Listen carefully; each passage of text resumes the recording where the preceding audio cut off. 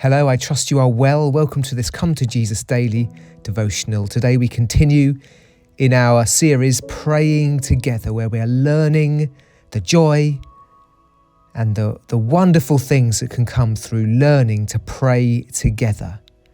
Today's devotional is entitled Build a Fire. Let's read from Acts 2, 42 to 43. They devoted themselves to the apostles' teaching, to fellowship and to breaking bread and to prayer.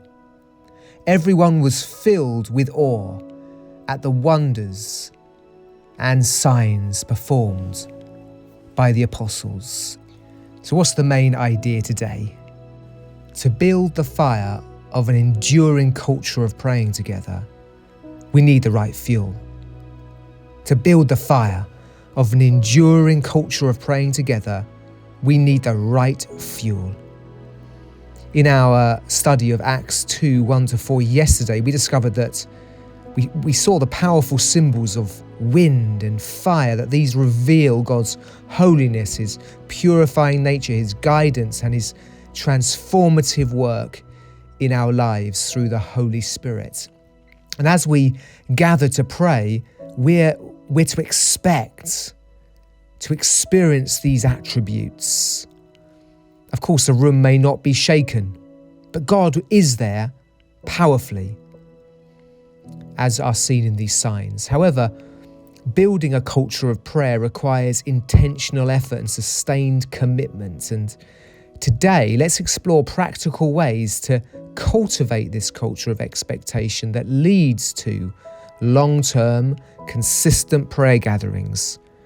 Mike Betts speaks of the intentionality that's involved in his book Prayers of Many.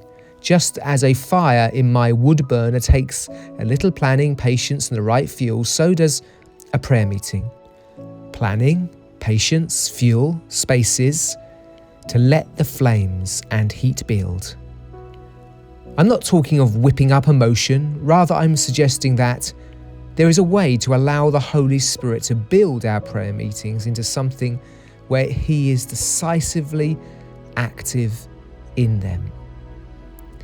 So let's look at some of this fuel then. So firstly, fueling an enduring prayer culture. Mike emphasizes the importance of using the right fuel to establish a healthy and long-lasting prayer culture. Teaching is key. Teaching is a key component of this fuel. It helps to build a solid foundation of biblical conviction in those who gather. Now we can hype people up. We can stir people. We can even make people feel guilty about and therefore come along. But we need lasting fuel. The coal is a lasting fuel. It burns for a long time, whereas kindling just lasts a while. And teaching is like coal. It's solid. It lasts. It gives deep conviction. We need deep conviction that sustains faithful prayer in our gatherings together. So firstly, we need to fuel through teaching. Secondly, we need strategic planning. In order to turn a vision of a praying people into a reality, a church or movement needs a well-defined plan. And at Community Church Putney, this involves regularly scheduled what we call prayer central gatherings. Every week on a Sunday afternoon, we gather to pray. We have special encounter evenings that focus on worship and the use of the spiritual gifts. However, individual planning is also crucial for each person to engage as much as possible, despite the various time pressures we face. If we have the right fuel, as we saw in the last point, conviction-based truth, we will find a way to prioritize praying together in our lives. So we need fuel. Secondly, we need planning. Thirdly, we need to make space. Just as a fire needs oxygen to breathe, prayer gatherings need space to allow the Holy Spirit to move and work among us.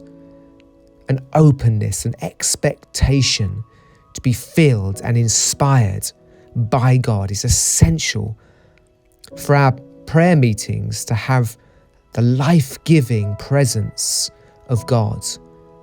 Without such space, meetings can become mere checklists and agendas, lacking the transformative power that comes from the presence, being led by and being filled by the Holy Spirit. So, in response, be fueled by truth. In order to establish this enduring culture, like an enduring fire, a praying culture, we require the fuel of teaching. We also need the fuel of planning and making space for the Spirit, but it starts with teaching. Without this fuel of conviction that prayer is important and powerful and we're called to it, this fire of praying together will fade. As I said, most importantly, it's the fuel of truth. This is essential. This is the foundation. This is the conviction upon which we build a private and corporate prayer life. On top of this, we then need to add the fuel of planning in the church and in our personal lives, and making space for the Holy Spirit. And if we will do so, the fire of praying together will burn brightly among us. God bless you.